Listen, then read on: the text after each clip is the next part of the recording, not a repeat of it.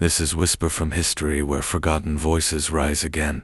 Andrew Jackson, a president who was nothing less than a hero to his people. But with one decision, that hero erased an entire nation. This is the true story of Andrew Jackson, and the haunting journey of the Trail of Tears, told by Whisper from History. In the young nation of America, the year was 1829, and a new leader rose to the highest office of the land. His name was Andrew Jackson. To many, he was a hero of the common man, a general who had won glory at the Battle of New Orleans, a man who promised to break the grip of elites and return power to the people. He was called Old Hickory for his toughness, his fiery temper, his refusal to bend. But behind that image of strength and democracy lay a darker legacy, one that would forever stain the history of the United States.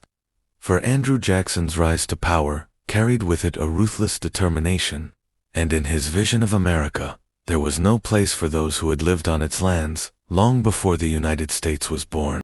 For centuries, Native American tribes had lived across the southeastern United States: the Cherokee, the Creek, the Chickasaw, the Choctaw, and the Seminole. They had cultivated rich lands, built thriving communities, and developed their own systems of governance. Some had even adopted European styles of farming, writing, and religion, hoping that assimilation might protect them from the growing tide of settlers pushing westward. But for many Americans of Jackson's time, the sight of native nations occupying fertile soil was unacceptable. Cotton was king, and white settlers hungered for land. In this collision of ambition and survival, Andrew Jackson became the instrument of removal. Jackson's hatred of Native Americans was not born overnight. As a soldier in general, he had fought brutal wars against them. During the Creek War of 1814, he commanded troops that massacred hundreds of Creek men, women, and children at Horseshoe Bend. Later, as a general in Florida, he waged war against the Seminole, leaving villages in ashes. To his supporters, he was a fierce protector of the frontier. To native nations, he was a figure of terror. By the time Jackson reached the presidency, his mind was set. The future of the United States, in his eyes, required the dispossession of native people. In 1830, just a year into his presidency, Jackson signed into law the Indian Removal Act. Its language was couched in terms of negotiation and treaties, as if native tribes were being offered a fair deal. They would give up their ancestral homelands east of the Mississippi and in exchange receive new territory in the West, in what is now Oklahoma. On paper, the act spoke of fairness, even generosity, but in practice, it was coercion cloaked in legality. For Jackson and his allies, removal was not a choice, it was an inevitability. Native lands would be seized, and their people forced to march away from the lands of their ancestors. The Cherokee were perhaps the most striking example of the injustice.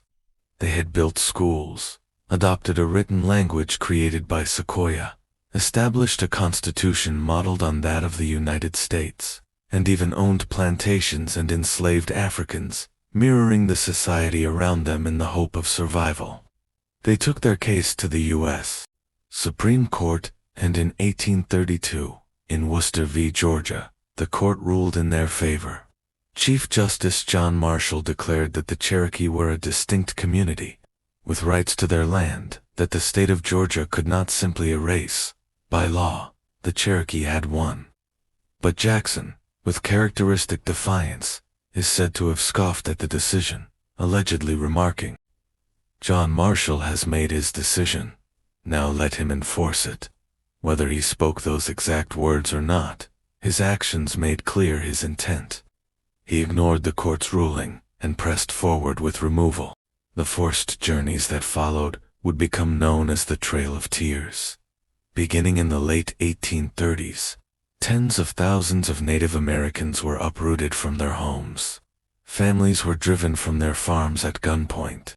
Soldiers and state militias rounded up men, women, and children, giving them little time to gather belongings. Their houses, their crops, Their towns, everything they had built, was left behind, soon to be seized by white settlers. The march westward was long, brutal, and merciless. The Cherokee alone lost as many as 4,000 people on their journey, nearly a quarter of their entire nation. Disease spread through the camps. Dysentery, measles, and cholera took hold. The elderly and the young perished in the cold. Mothers buried children by the roadside. Survivors spoke of frozen ground so hard they could not dig graves, leaving loved ones behind without proper burial. These were not isolated tragedies. They were the common fate of entire peoples. The Choctaw, the Creek, the Chickasaw, the Seminole, all driven from their homelands, in waves of suffering. One soldier who took part in the removals later admitted that it was the cruelest work I ever knew. Yet, for Jackson and his supporters, removal was celebrated as progress.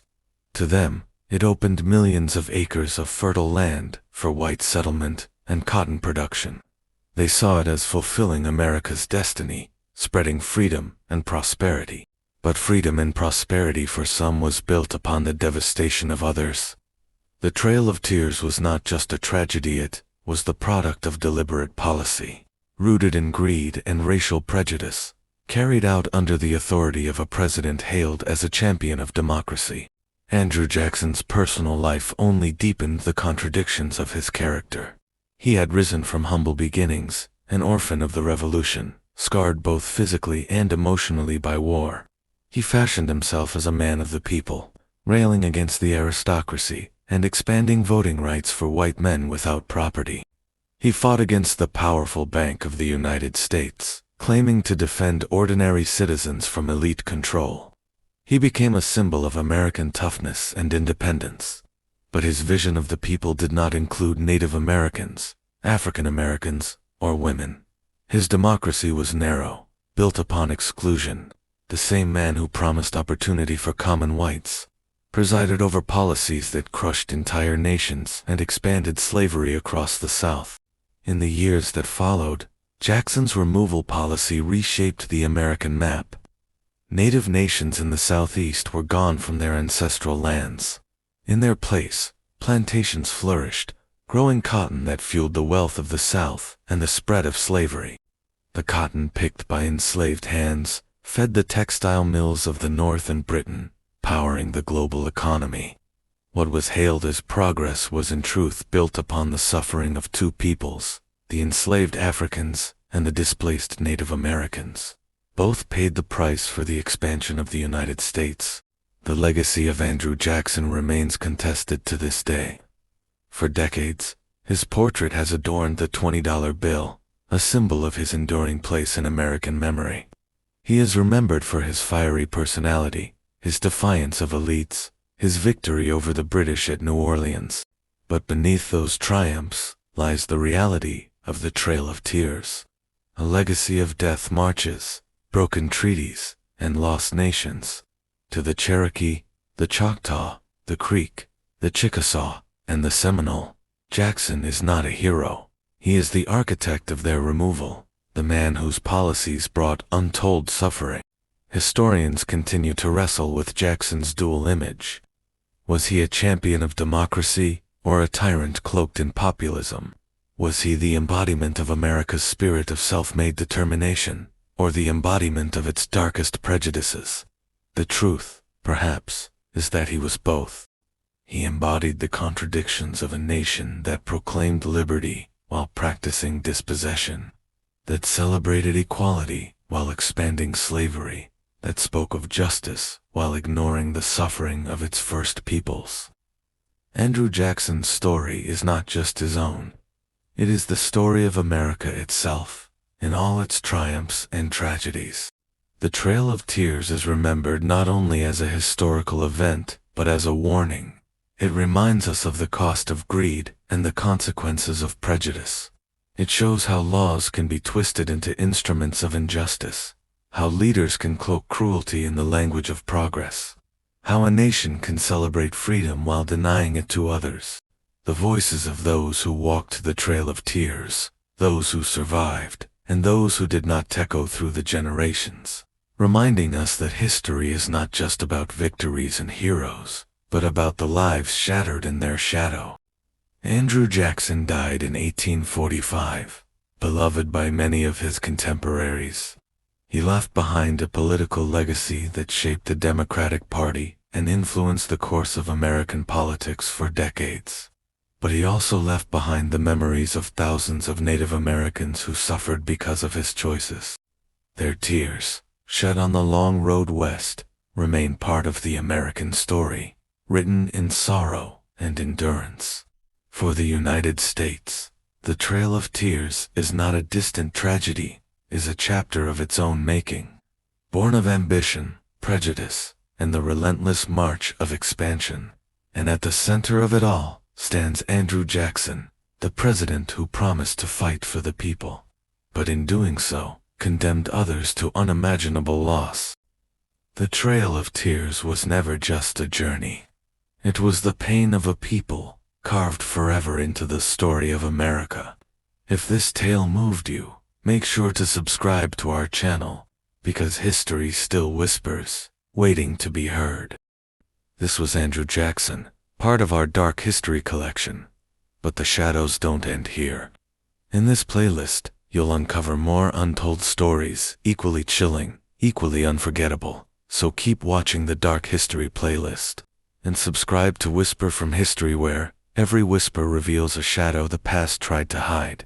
This video is narrated by an AI voice, script and editing done by human.